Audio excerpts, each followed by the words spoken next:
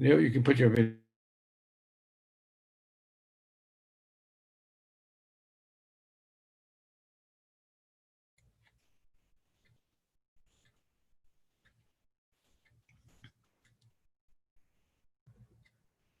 And welcome to the first of our fall forums for the November general election.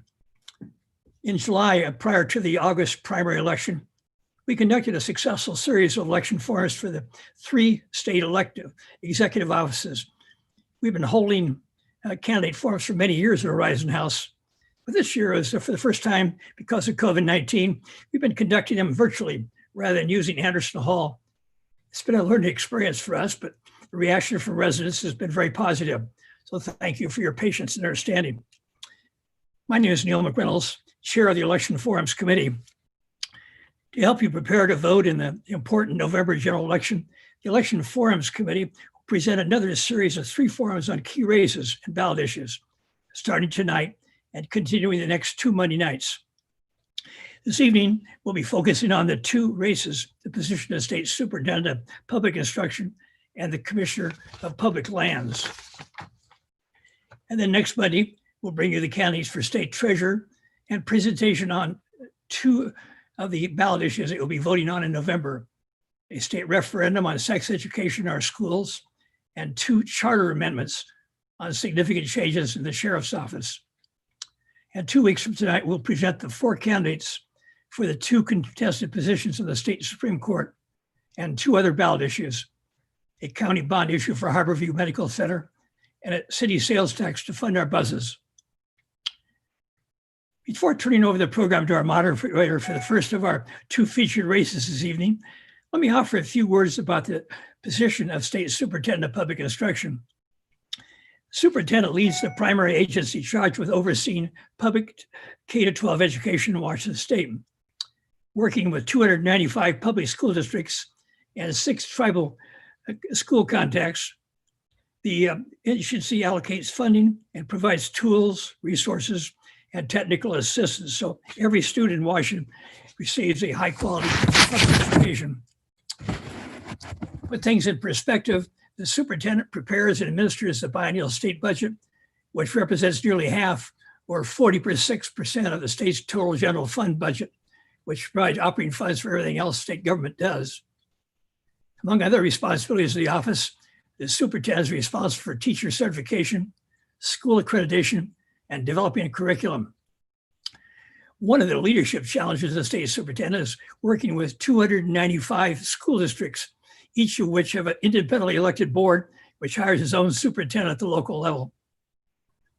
With that as background,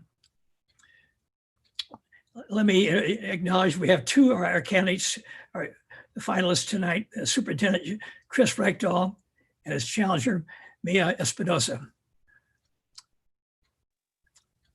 So with that, let me introduce the moderator for this evening's program, Doris Ray. Doris?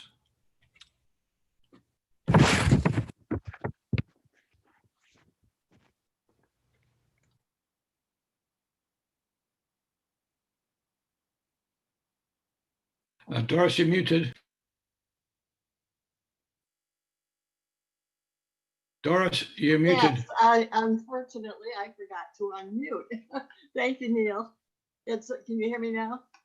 It's a pleasure to welcome the candidates for the Superintendent of Public Instruction, Maia Espinoza from Lakewood and Chris Reykdal from Tumwater. We will begin with opening statements from the candidates. The candidates will each have 2 minutes for an opening statement in which they've been asked to tell us why they're seeking this office, what their goals and emphasis will be, and how they plan to accomplish these goals. We will begin with Maia Espinoza and we'll reverse the order when the candidates give their closing statements. So we'll begin with Maia. Thank you, Doris. And thank you for pronouncing my name correctly. It is Maia Espinoza. It's a pleasure to meet all of you virtually, and thank you for being engaged in this very important subject of the Superintendent of Public Instruction. This is a down ballot race. I think almost near the very bottom, but it is one of the only nonpartisan statewide offices. And I'm very glad to be playing in that field because, you know, I'm sure like many of you there, you're experiencing a lot of this political divisiveness that has caused so much disruption in our country, and certainly in our state and certainly in Seattle. So again, my name is Maia Espinoza. First and foremost, I'm a mom of 2 school-age kids that attend public school. I've got a 4th grader and a middle schooler, both suffering through the online learning right now. And I decided to run for this office back in March after working with a number of different education issues. I have been a school music teacher teaching kindergarten through 8th grade at a small Catholic school. And I was getting very frustrated with our public school provisions. My daughter actually attended kindergarten in Seattle public schools. But it wasn't until my opponent introduced this sex ed bill, which sex ed should not normally be a partisan issue, but we felt that this became so hyper partisan that I decided to jump into this race because I want to make sure that we maintain the nonpartisan nature of this office and we focus on kids. Let's stay focused on kids. So wanted to run for this office, you know, as a teacher, as a mother. I also run an education-based nonprofit.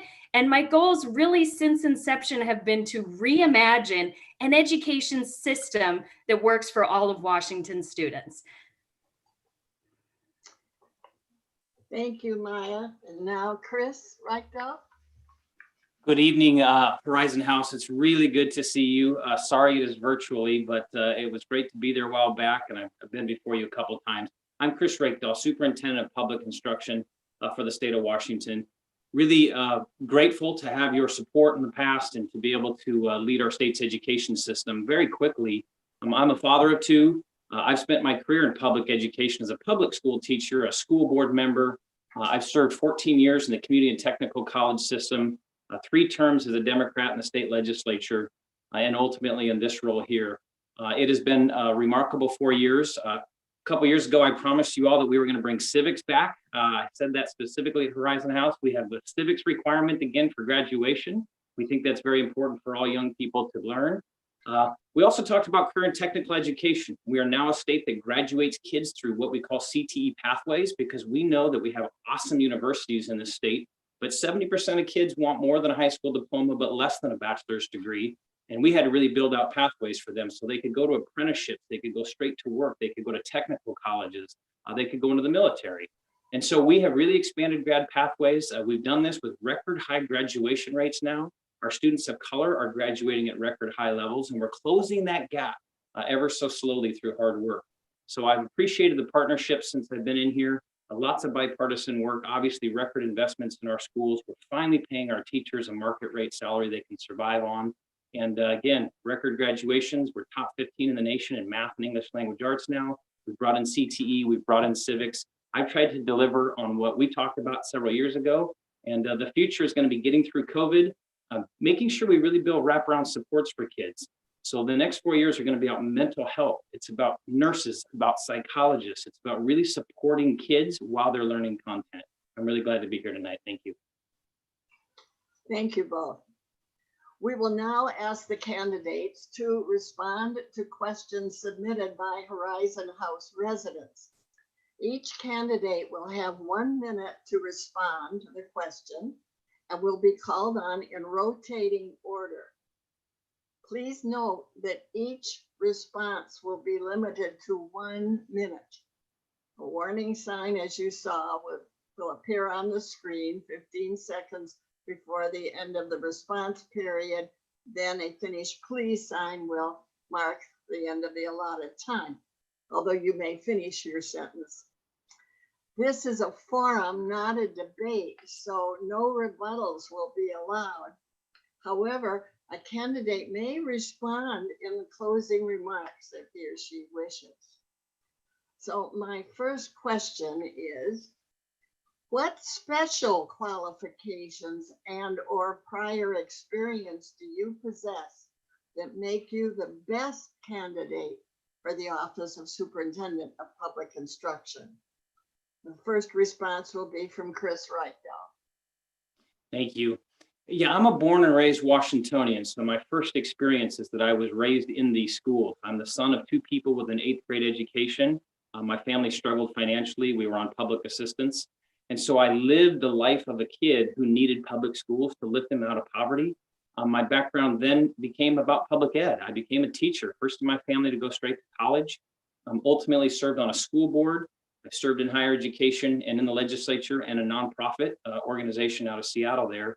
And so I've touched education from every aspect, as a student, as a parent, as a teacher, as a school board member, as an executive, and my graduate degree is in public finance and administration. So that critical skill of budget you heard in the introduction, this office has more than half of the state's general fund that runs through it. So strong executive skills, a background in public education, not private, and a real passion for our state because I'm a born and raised Washingtonian and I love our state. Thank you. Maia? Yeah, so as a military brat, I attended more than a dozen public schools nationwide, but I was very surprised coming to Washington State Schools, Seattle Public Schools, the school district that my kids are in now. We're pretty far behind, even, compared to Milwaukee, Brooklyn, Biloxi, Mississippi. I was very surprised to see the sheer disparity that we have in Washington State between schools that are doing well and schools that are struggling. My experience as a private school teacher, of course, small Catholic, low income school with a very diverse community. I learned a lot teaching 100 kids in one day. Of all of the jobs I've held, this is most challenging and rewarding thing that I ever did. So I really value what teachers do, but I got to see it from both sides. What the public sector offers at nearly $11,000 a head versus what a small private school can do at nearly $5,000 a year. So I'm a big proponent of school choice because of that. I want to make our schools accessible to every student. Thank you, Maia. Next. As we've heard a number of times tonight, the state superintendent develops the biennial budget for K-12 public education and administers about 46% of the state's general fund. With anticipated cuts expected in state revenue, what are your priorities to ensure that school districts across the state have access to equitable resources per student? First response will be from Maia. Yes, thank you for the question. This is a very important one. And certainly with the economy being impacted the way it is, we can anticipate some budgetary cuts. That said, because of the recent McCleary decision ruling, education can no longer be the first thing that we cut. So I will fight like heck to make sure that our education dollars remain intact. But that doesn't solve the continued inequity that we face. My opponent has overseen the single largest budget increase in education funding, and we haven't seen a change in much disparity besides a few percentage points. We've already raised the levy lid from $1.50 to $2.50, thereby again increasing this result where property-rich districts remain unfairly advantaged over low-income communities. So I want to make sure that is the first thing that we're addressing, equality among schools. And I have, as I've advocated for school choice, I want to make sure we're making the most of these dollars, and that as of right now, where kids are learning online, we have a way to be able to make sure that their families are supported with a small stipend. I've asked for $2,500 per student. Thank you, Maia. Chris? Thank you. So over the last 3.5 years, I've been very grateful to be one of the architects of the basic education funding model. We took it to the courts. They have approved the plan. I still think the legislature is a little short in supporting students with disabilities, but we've added $3,500 per child. Now, we're not to Massachusetts yet, who leads the nation in education performance. We're still $6,000 or $7,000 per child behind them, but we move past some states that are very poor performing, and we see it now having an impact. Our teachers are at market salary, our retention is better, our math and English language arts scores are going up, our graduations are going up. So these investments are really starting to pay off. The key here is equity among school districts. So with budget cuts that may be coming, I'll be sure to make sure the legislature knows that we are protected as basic ed. And a couple of the pots of money that aren't protected, one of them is called levy equalization. This is how rural communities get equalized. The state gives them extra money because they can't raise levies very effectively in those communities. We've now shrunk the funding per kid to within $1,000 across the state due to the work that I've led, and I will fight very hard for those levy equalization dollars to stay in place. Thank you. The next question. If the anticipated decreases in state revenues materialize, in what areas would you reduce spending and or recommend cuts to the legislature? The first response will be from Chris Reykdal. Thank you. Well, we just got a great revenue forecast. So about half of the anticipated impact of the budget has been made up as the economy has opened up, as the governor has done a good job now sort of releasing the economy to flourish here in a way that's safe and healthy. We see sales tax bouncing back and B&O revenue starting to bounce back. So I do not anticipate much reduction in state government, but especially not in K-12. I will say, I don't believe in the idea that we start with austerity, the idea that you cut first before you think about what kind of revenue options might be available. That needs to happen in balance. We're living in a country right now where 8 million Americans are directly impacted by job losses, but our stock markets are hitting record highs.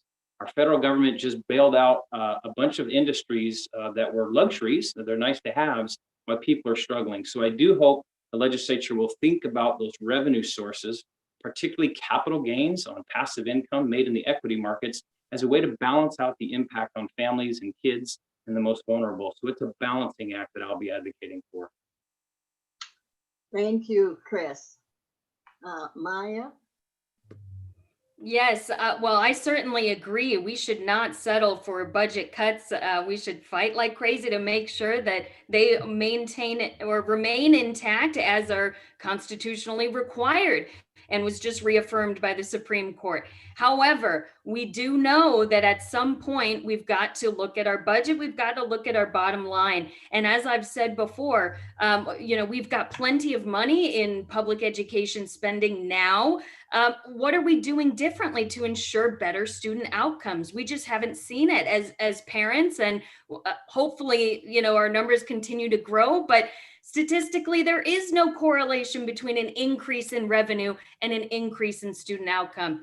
I really believe that this is a historic opportunity that we have to reimagine an education system. We know that our current model provides only 40% of those dollars that make it to the classroom and those teachers.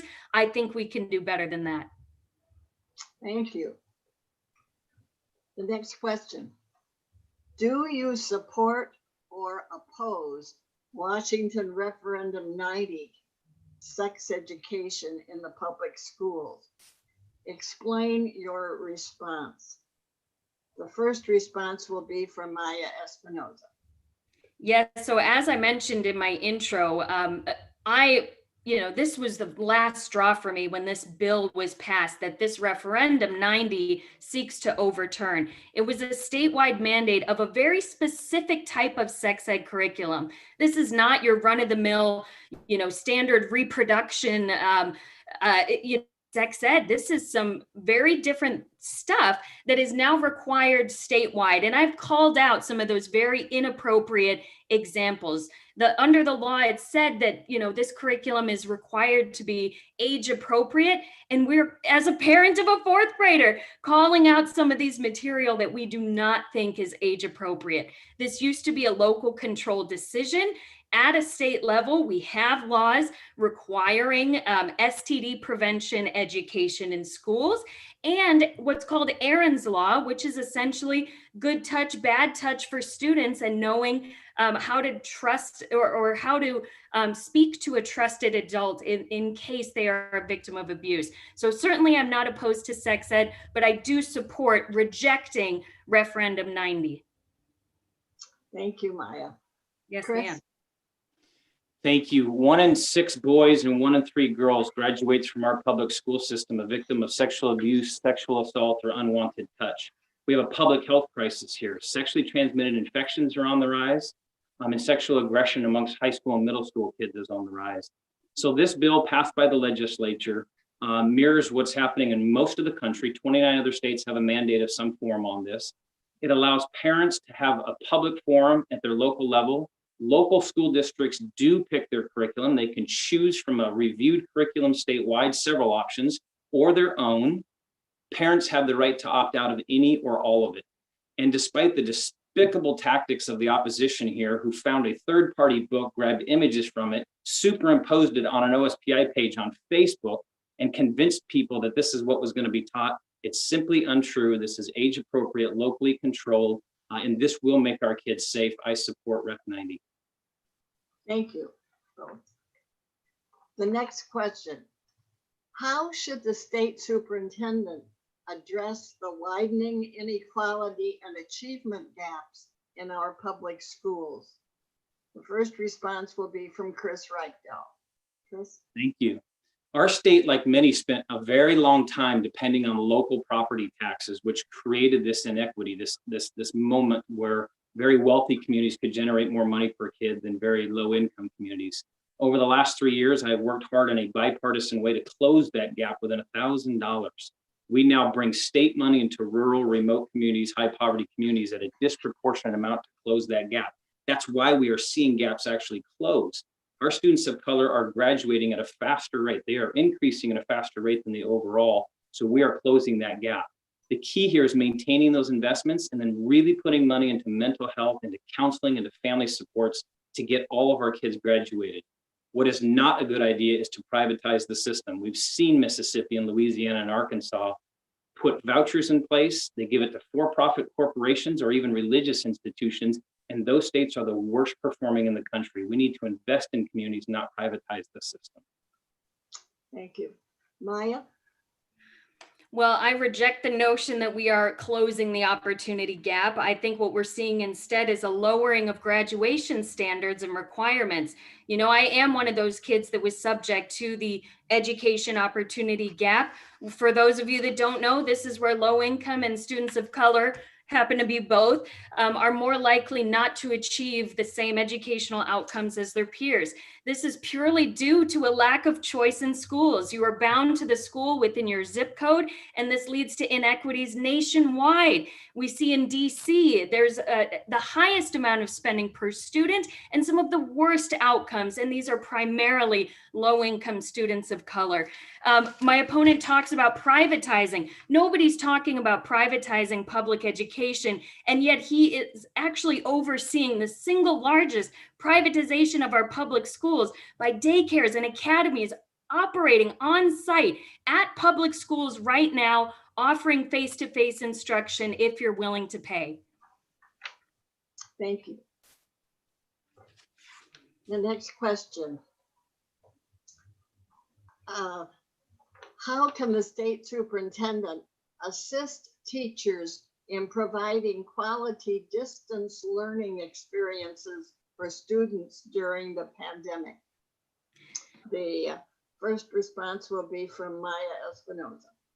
Well, I'm very excited to answer this question because, as many of you know, I am almost done with my master's degree in curriculum and instruction. I'm actually right now researching this very subject, how we can improve in computer-based strategies to improve instructional delivery online. This has been incredibly fascinating to me for the past several years. You know, I'm a younger parent and teacher, and we have a ton of educational technology at our fingertips.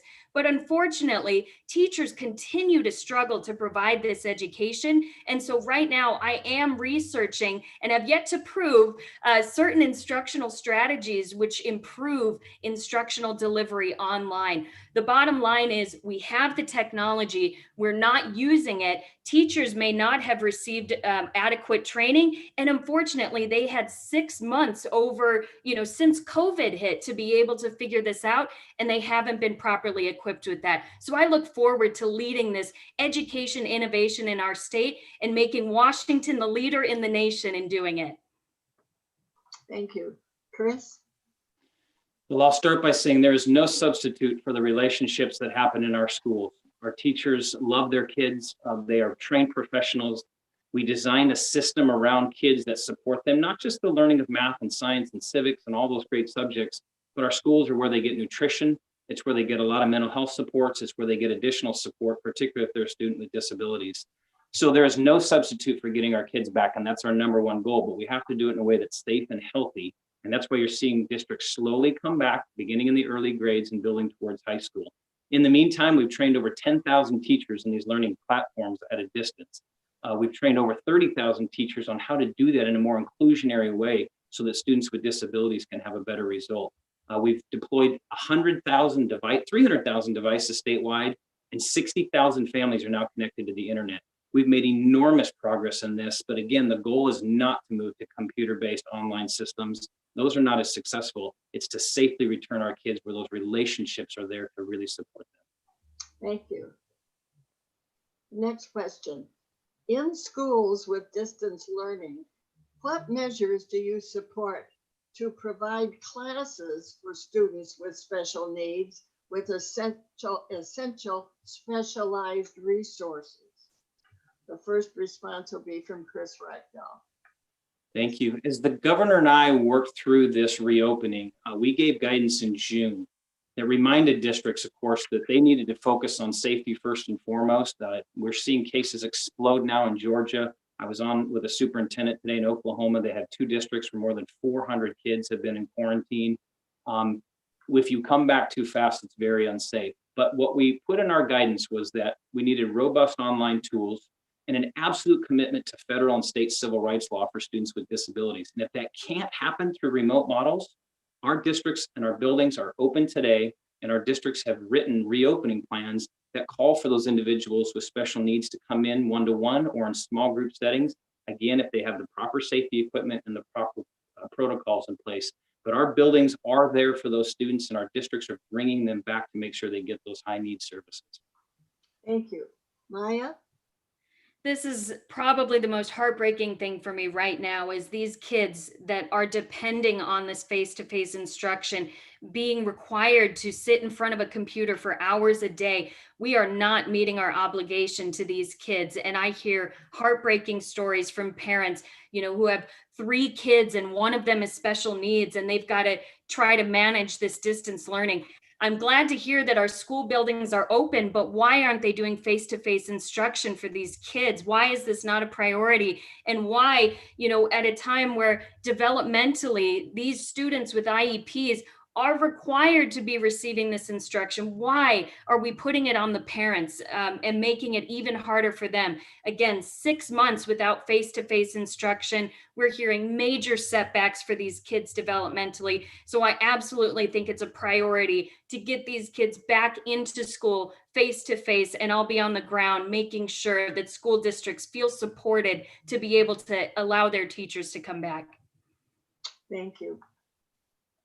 Next, will you encourage school boards to comply with the recommendations of the state health department and supported by the governor for a phased reopening of schools based on the level of risk? Explain your response. The first response will be from Maia Espinoza. Maia? Yes, well, I think I can dovetail off of my last answer here. We absolutely should do a phased reopening, and absolutely do we need to be working with local health officials to be able to do that. I think, it would be reckless and irresponsible to open the doors suddenly. We know that kids will get sick then, and staff members as well. But when we work on this phased reopening plan, we've got to make sure that those kids that need that education the most, that are suffering the most because of a lack of the face-to-face instruction, as are our students with disabilities, we've got to get them in first, make sure that they are safe and secure, and phase this reopening. So I'm a big proponent of this method, and I look forward to helping school districts be able to navigate this. Thank you. Chris? Yeah, thank you. So we've built 2 things for school districts. One is, what do you think about in partnership with local health when you open? As a former local school board member, I'm always thinking about balancing that state framework with local decision making. We have a high, medium, and low risk county framework where medium risk can start to bring some kids back, and very low risk counties can certainly bring in more students. The second thing we did is say, well, once they're there, what do you have to do to ensure they're healthy and safe? And our office with Department of Health built the most robust framework in the country. Frequent cleaning, hand hygiene, screening students every day, 6 feet of physical distance, and a face covering. And so we built really good supports for districts. That's why they're now starting to bring students back. But you got to focus on health and safety first. And we did that with partnerships, local and state, the governor's office, Department of Health, my office, and labor and industries. It's about relationships and partnerships. And that's why districts are now feeling more comfortable bringing students back. Thank you. Should school districts be permitted to opt out of state prescribed portions of the curriculum? If so, under what circumstances? The first response will be from Chris Reykdal. Chris? Yeah, thank you. So at OSPI, we follow state laws or the State Board of Education who mandate certain subject areas. And what we do is we have a responsibility to review curriculum. So we don't approve them, we don't require them or force them on districts. We review them to make sure that learning standards by grade level are met. And then local districts have to make those decisions. What I think we've watched our state do, whether it's math or science or other subjects like civics, is the state has said, you got to do something, local school districts. You can't skip entire subjects in your community. You need to make it available. So school districts can't opt out of it, but what they can do is tell parents, if you're uncomfortable with certain elements of science or sexual health education, we have some students in their religion who can't bear their skin to the opposite sex, so they can opt out of PE, for example. State guidance, local adoption of curriculum, families and students who get to choose to opt out of things. That's the real delicate balance between state and local. Thank you. Maya? Yes, I'm glad for the point of clarification here that the superintendent's office does not have that ability to require a type of curriculum. Instead, we provide standards that need to be adhered to, and it should be left and remained up to local control. The problem that's been created, particularly with this sex ed bill and its mandate, is that it requires very specified elements as outlined in a bill. So if a school district does not wish to use one of the approved or vetted options from the superintendent's office, it will then legally be on the school district, small or medium or large, to be able to produce a new curriculum that complies with all of these elements. So it's a nice idea to say that they could, create something different if they don't like it, but it's very cost prohibitive to do. And at the end of the day, OSPI's got to review it anyway. Whether or not they, approve or deny does not change the final outcome. So I'm a big proponent of local control. And I think that the superintendent's office should remain in the reviewing section, not the mandating section. Thank you. This ends our question period. We will now ask each candidate to make a 2-minute closing statement in reverse order from the opening statement. So we will begin with Chris Reykdal. Chris. Well, thank you, Horizon House and team, for putting this on. I'm very grateful. Again, I'm Chris Reykdal, Superintendent of Public Schools. I've been very blessed over the last 4 years to lead this system. Through unprecedented finance, we rewrote accountability in the state. We rewrote student discipline rules that were disproportionately impactful for young men of color in particular. Highest graduation rate, closing gaps. We brought back career and tech ed as a pathway. We brought back lots and lots of civics into our schools. We are delivering on the promises of the last 4 years, but we are in a COVID moment that's very challenging. So our goal now is to safely return students back into our buildings, make sure that technology is deployed so we don't face this again without being more successful. And then obviously the goal here is to bring really important wraparound supports to kids. The difference between graduating now and not is generally the kind of financial struggle that I faced as a kid, multiple barriers to success. Could be language access, could be race, could be income and other things. We've got to make sure that just doubling and tripling and quadrupling down on more math or more science isn't the only answer. We want really good standards and great content. But at the end of the day, a young man or a young woman is going to have success when they feel a sense of belonging. We got to have counselors, and we hardly had any in elementary school. We have to have mental health supports. We got to make sure there are nurses there when students need it. These kinds of community-based supports that we've developed in communities from Bellingham to Vancouver are making a very big difference. That's why we are moving that graduation rate up. And by the way, with that grad rate, students are taking more core credit than they ever have. So it's more rigorous today, and we're increasing the graduation rate, and we're increasing it faster for students of color. So the investments have been paying off. This is a job about leadership, about background, public school experience, seeing it from all angles. I've been very grateful to lead this. I hope to continue to do that. I would ask for your support. You can go to chrisreykdal.org to get a lot more information and an awesome list of supporters. So thank you. Thank you. Maya? Well, thank you again, Horizon House, Doris, Neil. I really appreciate you putting this on. We know that there have been issues in public education for a long time. And unfortunately, I think that the COVID-19 crisis has really just exposed all of the problems that have been there for a long time. The inequities, the lack of technology, the lack of forward thinking in our education system. And so I really look forward to being that forward thinking leader that our state schools have so desperately needed for such a long time. It's going to be a challenge. It's going to require working together to find some pathways forward. But I look forward to leading that charge. And as a mom of kids going through it right now at a young age, I am so deeply invested in this outcome. I've actually got a baby overdue right now. So we've really got skin in the game here. And I'm just so thankful to be in this position. I ask for your support. If you'd like to learn more about me or my story or some of the issues I'd like to work on in our state schools, please visit my website, maiaforus.com. That's MaiaForus.com, MaiaForUs.com. I really appreciate everyone's attention tonight. Thank you for being involved. Thank you, Maia Espinoza and Chris Reykdal, for participating in tonight's forum. And now back to the chair of the Election Forums Committee, Neil McReynolds.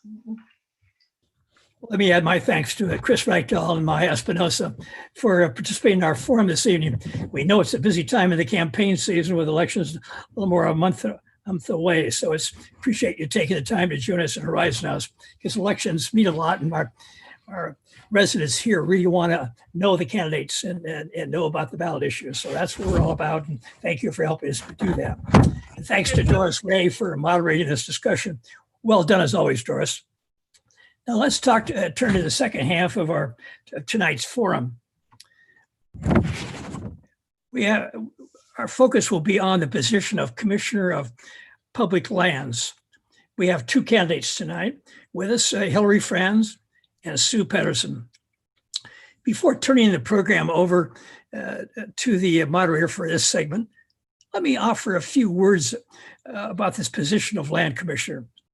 The position has been receiving a considerable amount of media attention the past month or so because of the wildfires ravaging our state and the role that the department plays in leading the state's largest wildfire fighting force. The commissioner is the elected head of the State Department of Natural Resources, and firefighting is one of the four primary roles of the department. The other responsibilities are as land manager. The department manages about 5 million acres of public lands in this state, including forest, agriculture, and grazing lands, and aquatic lands, as well as urban properties. Another role is as regulator. The department oversees dozens of resource-based businesses, from regulating logging practices to natural gas exploration. And finally, the fourth one is as a conservator. The department has a lead role in preserving Washington's natural heritage with a system of natural area preserves and conservation areas. So with that as background on the position of our two counties are seeking, let me introduce the moderator of this segment of our program, Ann Brand. Ann? Good evening, everybody, and welcome from me to the two candidates for this office. I'm glad to see you here, and thank you for being here so promptly and engaging with us. Just to refresh your memory, each of you will have 2 minutes for your opening statement. In that statement, you have been asked to tell us why you are seeking this office, what your goals and emphasis will be if elected, and what unique quality or experience you possess in making you the best candidate for this office. Following your opening statements, I will direct to you a series of questions posed by the residents of Horizon House. Please note that each response will be limited to 1 minute. A warning will be given before the end of the response period, and you cannot miss it. As this is not a debate, there will be no rebuttal opportunity. However, candidates may include rebuttal remarks in their closing statements. Our committee determined by coin toss the order in which you will be asked for your opening statement. That order will be reversed for the closing statement. The order of responding to questions will alternate. The person to respond last to a question will go first in answering the next one. Hillary Franz will go first with her opening, followed by Sue Pederson. Ms. Franz, will you please begin? Thank you. Thank you for the opportunity to be here. I have very good memories of Horizon House, not only 4 years ago when I was there, but I have family who's there. Thank you for taking care of the mail-ins, and it's just a wonderful place, and my kids remember it fondly during holidays as well as visits. So as your Commissioner of Public Lands, I feel a very profound sense of gratitude and responsibility. And my responsibility has only intensified in the face of COVID that has ravaged our local and state economies and disproportionately impacted many communities that have been struggling for a long time. And now on top of this, the last 2 weeks, we have been experiencing these horrific wildfires that have ravaged our communities and our landscapes. In the last 4 years, as I traveled the state, I see how fragile our environment is.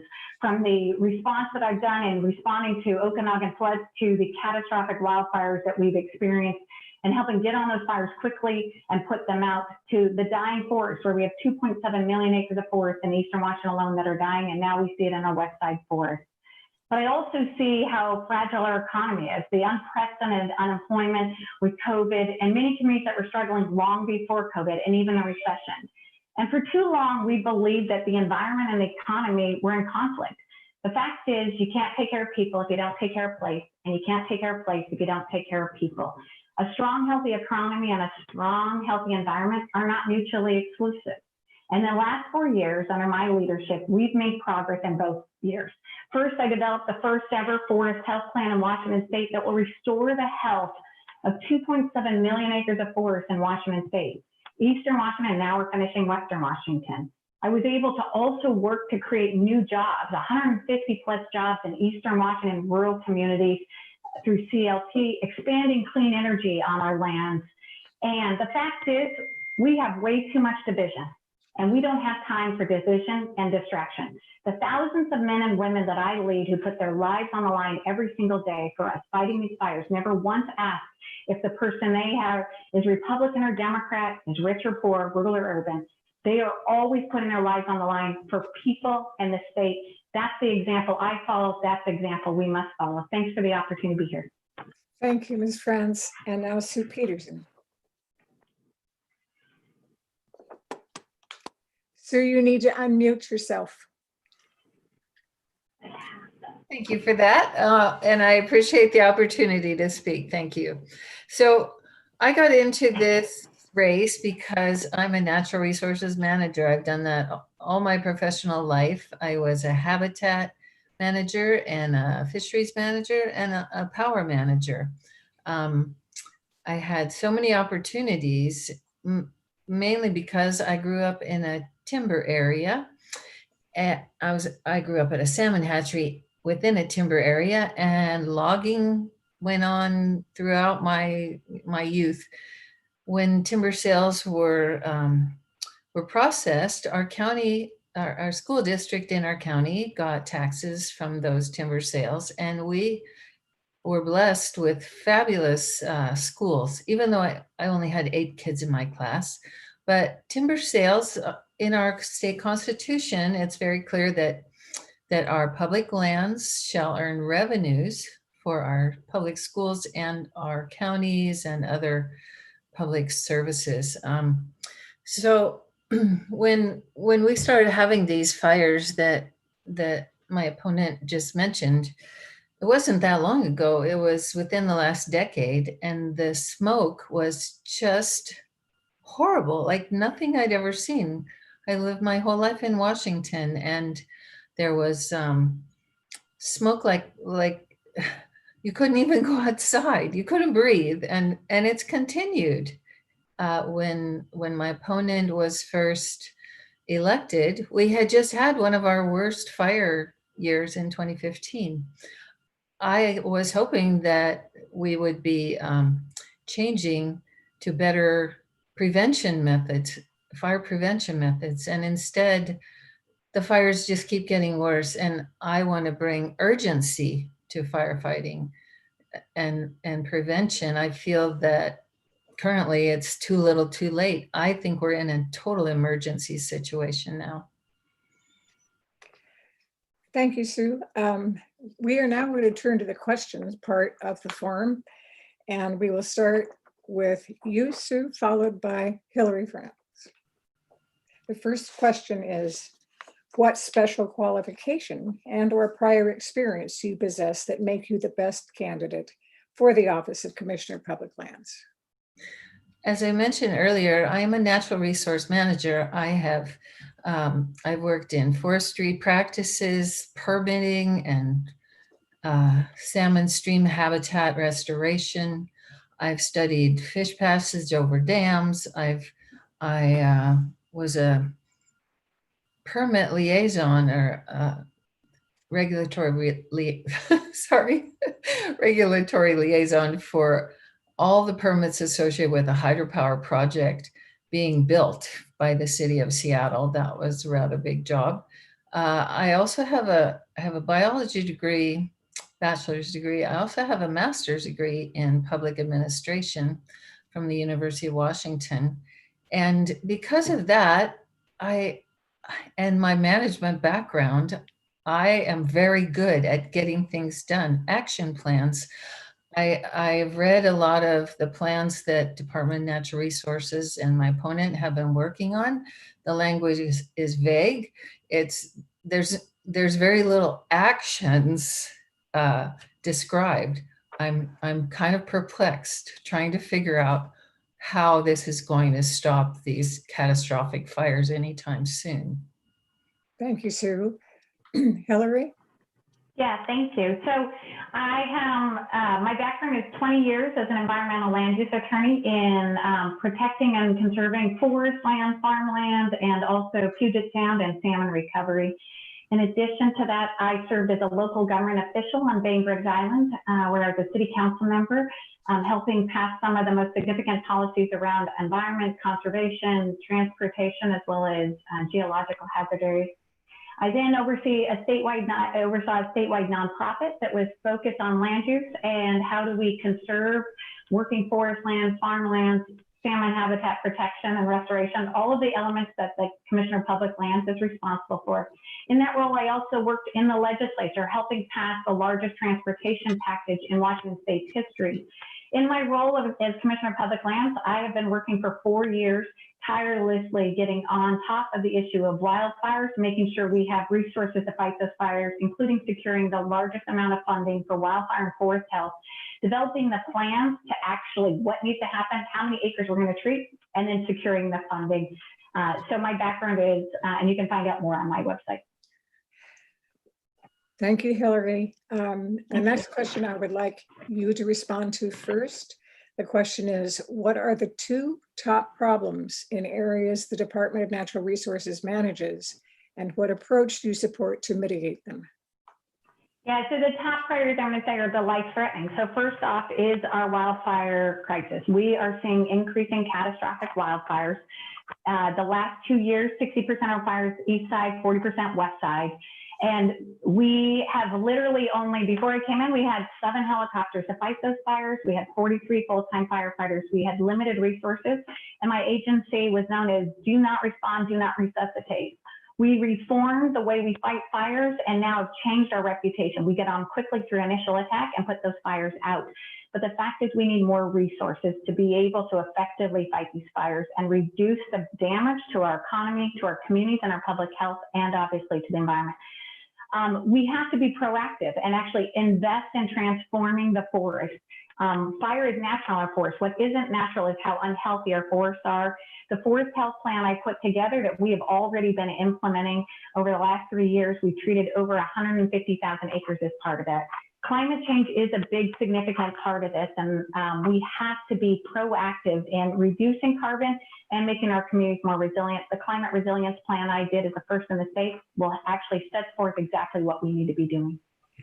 Thanks, Hillary. And this question, Sue, if you'd like me to repeat it, is what are the 2 top problems in areas the Department of Natural Resources manages, and what approach do you support to mitigate them?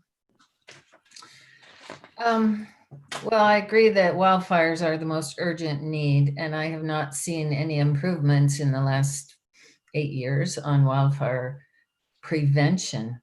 My opponent focuses on wildfire fighting.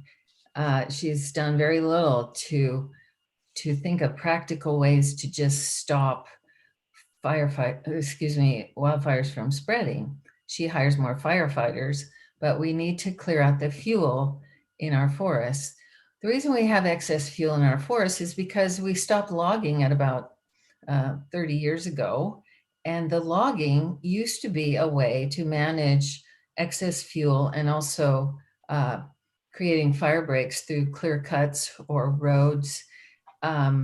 We haven't been taking care of our forests for the longest time. And it's basically environmental firms such as the ones Ms. Franz has been involved with who stopped the logging.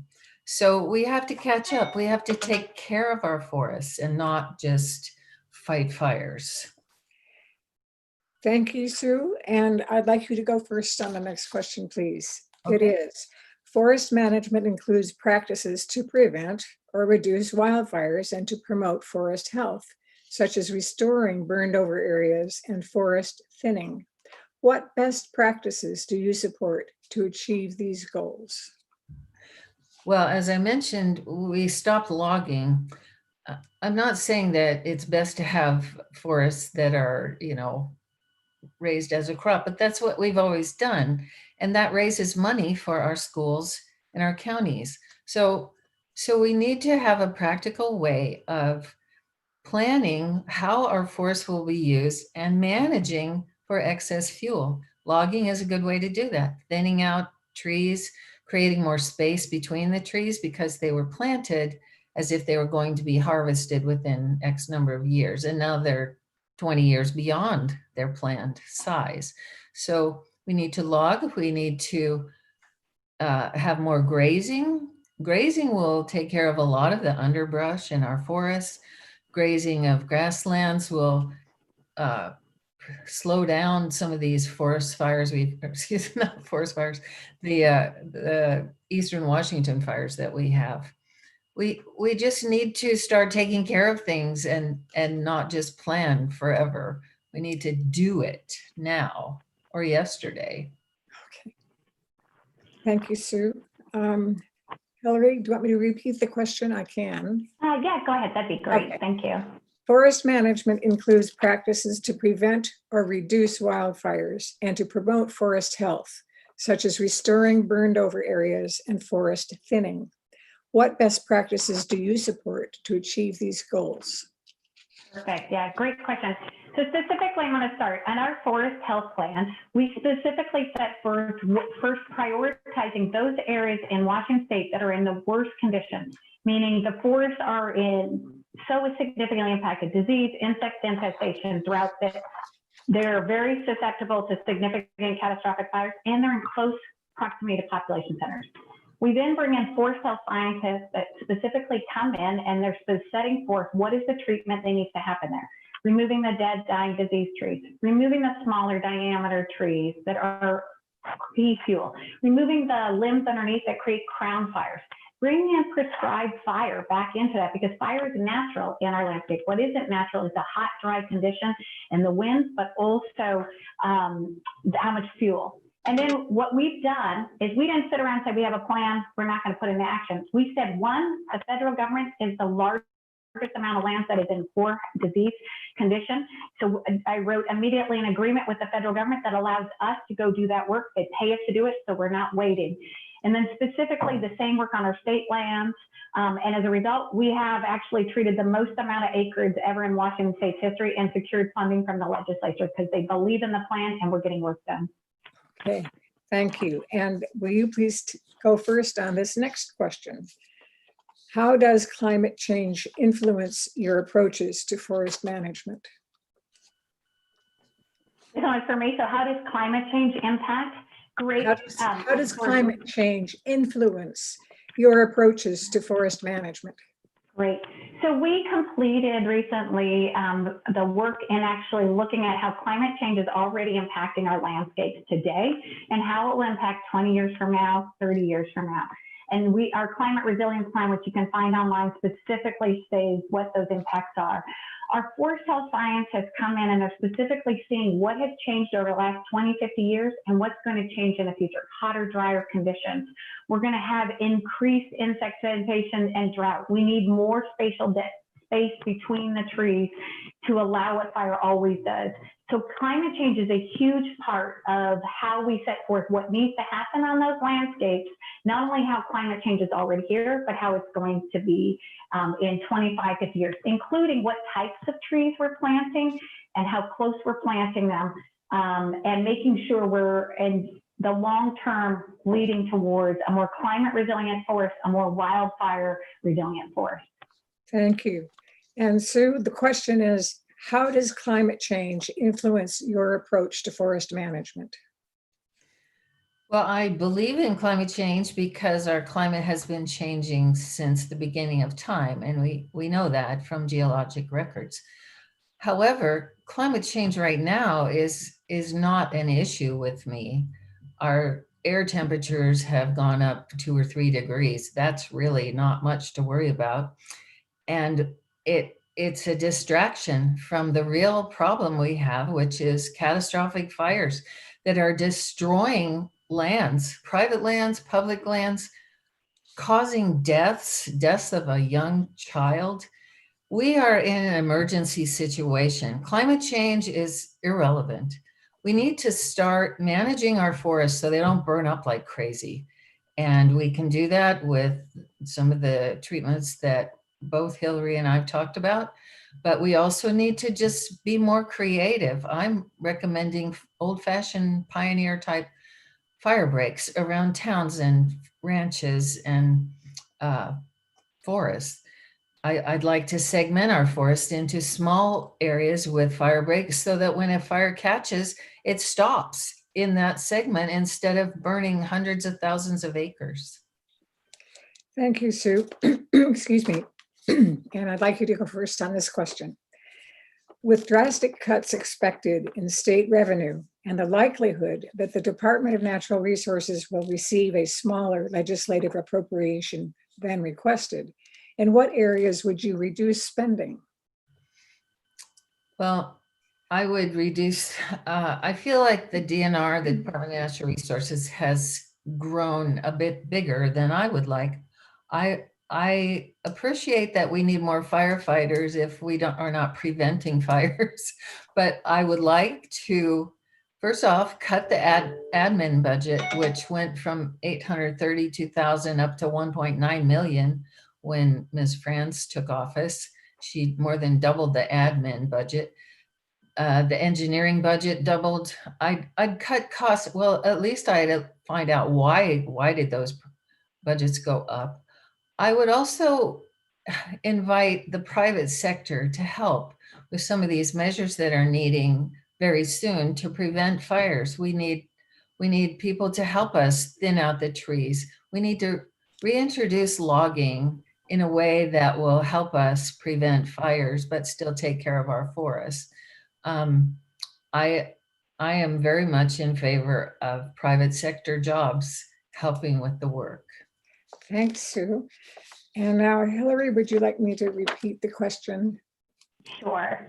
Okay, with Thank drastic cuts expected in state revenue and the likelihood that the Department of Natural Resources will receive a smaller legislative appropriation than requested, in what areas would you reduce spending? Yeah, great. So one of the great things about DNR is we actually generate revenue, and we do it because we manage over 6 million acres of land, and those lands generate revenue. Whether it's our timber harvest or our clean energy, our vineyards, we're the largest wheat producer in the state. We have a significant commercial industrial portfolio, Bartell, Safeway, Fred Meyer's, the Edgewater Hotel. We own the Edgewater Hotel. And then we have marinas, ports, and other lessees in our aquatics. So we generate revenue. And so our appropriation request from the legislature is not that large. A majority of our appropriation comes in the area of wildfire funding, and it's obviously critical that we have those resources. And I put forward a funding request that is would generate money to help us meet that. But where we're going is we're actually generating more money from the management of our lands. We've been expanding our clean energy portfolio where we're generating $1,100 to $1,400 an acre, where before we only generated $0 to $1.43 an acre. That's 98% increase in revenue, better than my 401k and retirement plans are. So we are actually getting strategic and smart so that we can generate more revenue for our schools and counties and the work that we do. In addition to that, the forest health work is actually generating revenue as we do those forest health works. We're not only reducing fire and the amount of costs we need for fighting fires, but we're also generating jobs in the community and also making money from the forest health treatment. Thank you, Hillary. And I'd like you to go first on the next question. The Board of Natural Resources has stated that the amount of timber that can be sustainably harvested on state lands will drop over the next 5 decades. Do you agree or disagree? And please explain your response. Yeah, so it is the case that based on a policy that was adopted back way before I was here of allowing the increase or decrease in sustainable harvest calculation by plus or minus 25%, we are inheriting over the next 5 decades a significant drop in our sustainable harvest calculation. That is not acceptable to me. I inherited this challenge. So I have brought actually the brightest minds from timber and mill to scientists, I'm not scientists, but professors, and that will actually are going to help us identify what we can do about that drop. One, we have to expand our forest portfolio. We have to increase the number of working forest lands that we have to be able to grow more trees and have more trees to cut. We also can do a better job of increasing the amount of revenue we get off the lands we have through forest health and good sustainable management. So I brought in the experts to address this crisis because it is not acceptable to have that 5-decade decline. I will not have it happen on my watch. We're going to fix it over the next 4 years. I inherited it and we're going to fix it. Thank you, Hillary. And now, Sue, I'll just read the question again. The Board of Natural Resources has stated that the amount of timber that can be sustainably harvested on state lands will drop over the next 5 decades. Do you agree or disagree? And please explain your response. I am not aware of that statistic. I want to say that I have spent hours and hours on the DNR website trying to get information that isn't always there for me. So that's one thing I was unaware of. I also made a public records request some months ago and didn't feel that my questions were actually answered. We had an editorial board interview last week with the Seattle Times, and they even made a comment that the transparency at DNR could use improvement. So that said, I would also add that when you have hundreds of thousands of acres burning, that reduces your ability to have a fire sales in the future. Thank you. Okay. And the next question would be first to you again, Sue.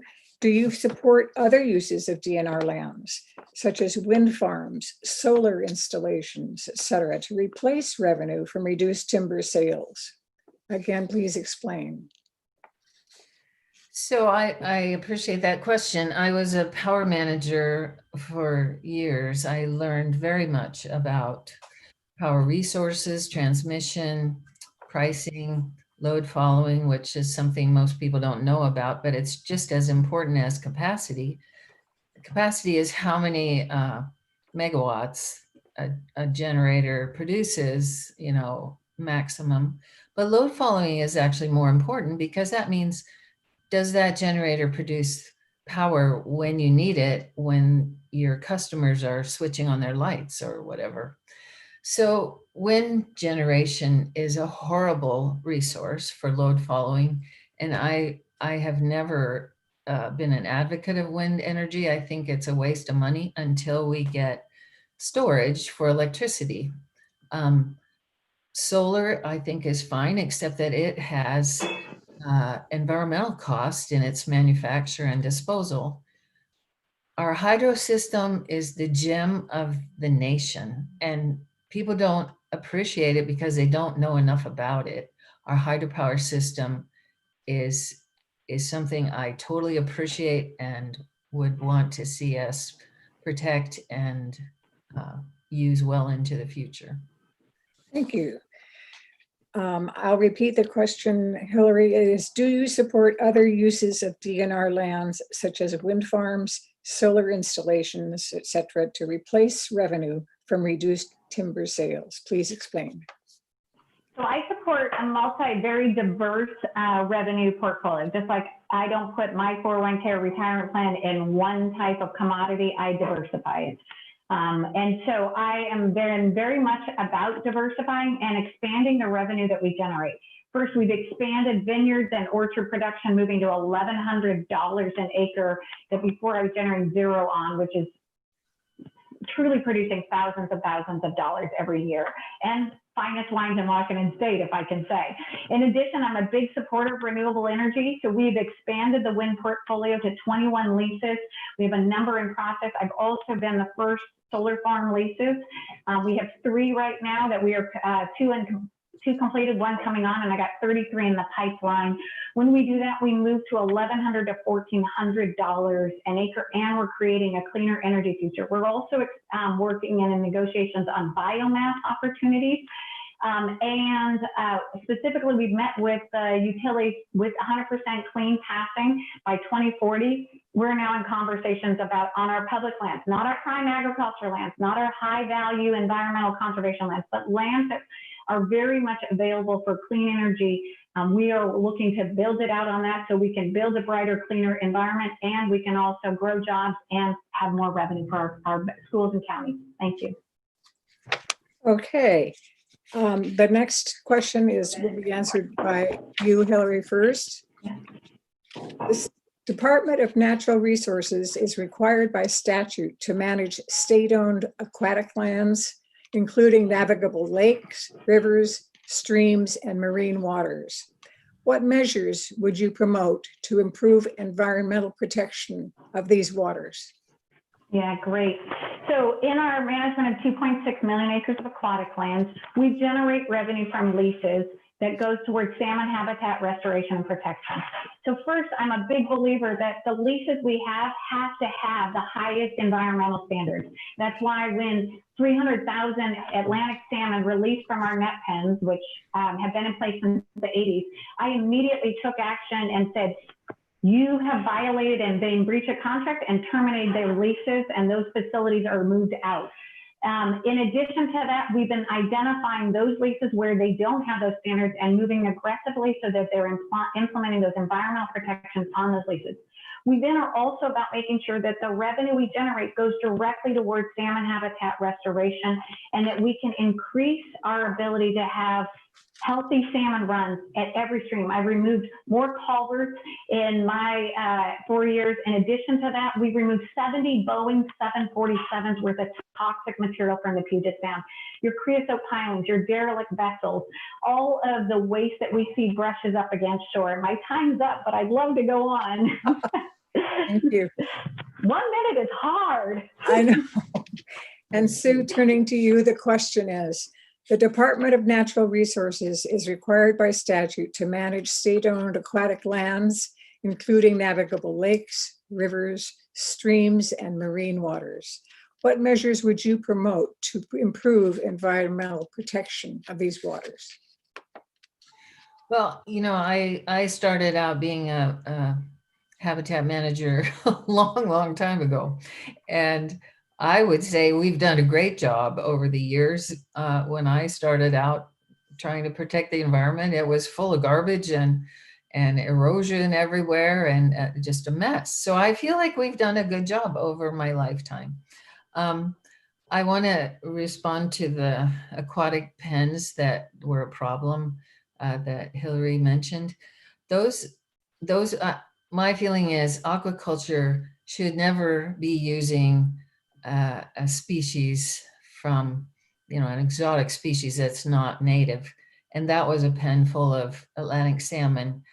I believe in landlocked aquaculture. As far as protecting the environment around the shores and in the streams, I did that, for much of my profession. I'm very good at it. I know what to do, and I'm very practical and would not waste money doing it either. Thank you, Sue.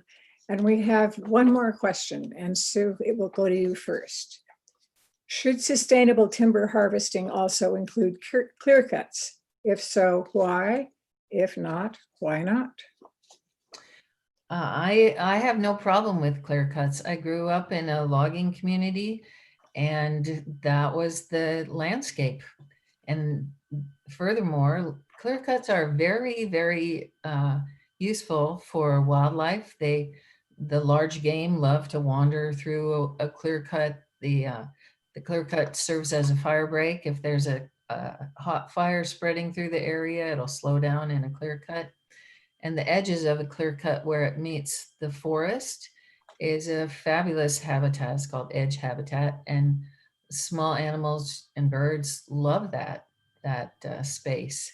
So no, I am definitely not against clear cuts. I think they're very practical. And I think given the catastrophic fires we've had, it makes sense to clear some land. It's natural for a forest to have clearings. That's one way to get them quickly. Thank you. And Hillary, the question is, should sustainable timber harvesting also include clear cuts? If so, why? If not, why not? I'm a big believer that our sustainable management is some of the best and actually the strongest in environmental protections and I'm a big believer that the way we've been doing it is the right way. We need to ensure buffers along our streams that are significant so our fish have cool, clean water and the critical habitat that they depend on if we're going to have the ability to bring our salmon back versus watching their decline. I also believe we have to be careful in the management of our forests so that we don't prevent landslides, and that's why we put in places the protection for it. And we believe that the standard that we are implementing ensures that we're generating the revenue we're responsible for our schools and counties, at the same time ensuring the long-term health of our fish and wildlife that depend on those forests, from our spotted owl to our marble murrelet to our salmon. I don't believe, and I said it in my entry, I don't believe the environment and the economy are against each other. If we already walk into the room with that belief, we're already limiting our abilities to deliver on both, which is we must have a healthy environment, we must have a healthy economy, and that will help us ensure healthy communities. Okay, you have both done so well in keeping to the time constraints. So take a deep breath because we're going to turn to closing statements. And I just want to thank you very much for being so cooperative with us. Thank you, Anne. It was good to see you again. Thank you. You're not done yet.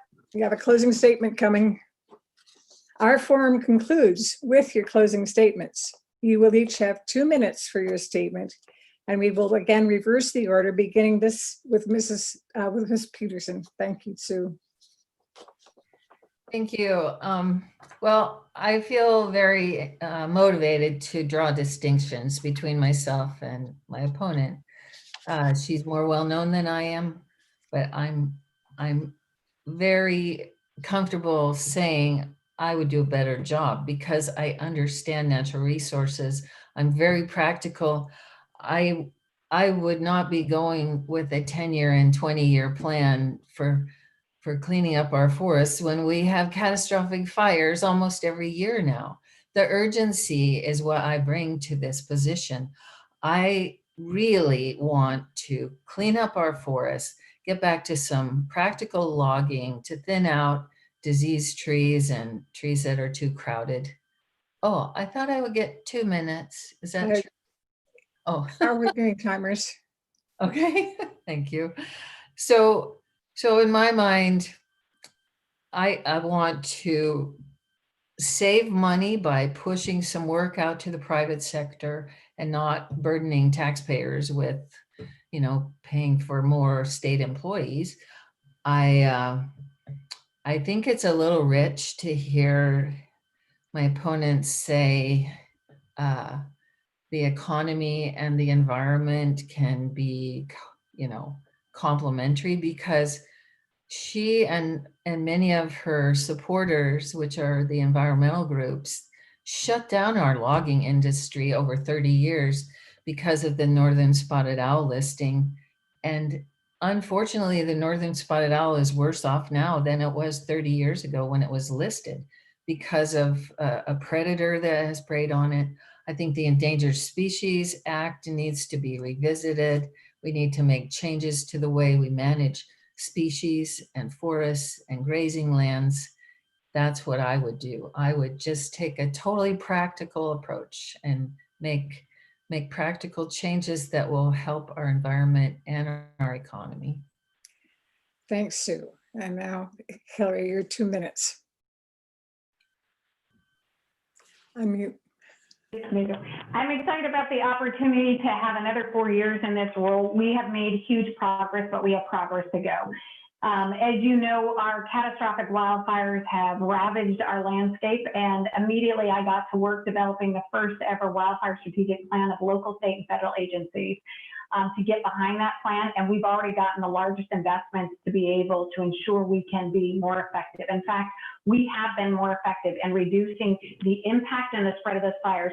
That's why I have the firefighters union, I have the fire chief support, I have fire chiefs across the state support for the work we've done. In our forest health work, we didn't waste any time. I've gotten to work developing the first ever plan, and we overnight have literally quadrupled the amount of acres that we are doing in forest health management, and now for the west side. And it's why I actually have the support, not only of the environmental community, like the nature conservancies and other organizations that work side by side with me, but I also have the timber sector involved, from the mills to the timber companies that depend on us fighting those fires and protect them, but also managing and stewarding the land.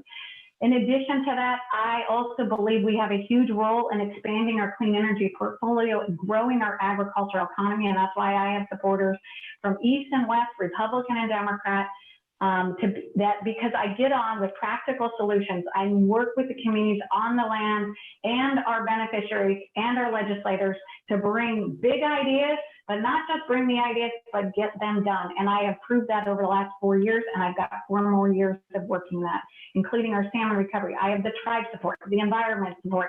I got business support. I've got timber. I've got ag. I've got commercial, industrial. Why? Because the way I work is I believe division is what breaks us apart and separates us from getting things done. Never in a fire does fighting about how the fire got started or how it's going to get put out is that resulting in putting out fires.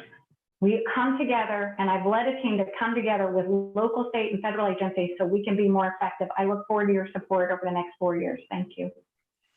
Thanks, Hillary. And my thanks to you both for a very wonderful time with 2 of you and learning more about each of you, which is the purpose of this forum. And I'd like to turn the meeting over to our wonderful chair of the Candidate Forums Committee, Neil McReynolds. Thank you, Anne, and thank you to Hillary, Franz, and Sue Pederson. We know this is a busy time of the year for you, a month to go on the campaign, so we appreciate you taking the time to join us at Horizon House. We take elections very seriously at Horizon House. We like to know the candidates and understand the ballot issues before we cast our ballots. So this is an important session tonight. Well, thanks to Ann Brand for serving as moderator tonight. Great job as you always do, whatever you take on there, Ann. So thank you very much. Well, this wraps up this evening's forum. Just a reminder that next Monday we'll have another forum. We'll be hearing from the candidates for state treasurer and the state and the 2 ballot issues, 2 of the many ballot issues we're going to be seeing on the ballot in November. The 2 presentations, one will be on a referendum on sex education in the classrooms, which we heard about earlier this evening from the state superintendent candidates. And the second one will speaker on the 2 King County ballot issues or charter amendments that would significantly change things in the sheriff's office in King County. So with that, thank you all for joining us tonight. It's a good night. So thank you very much. Much.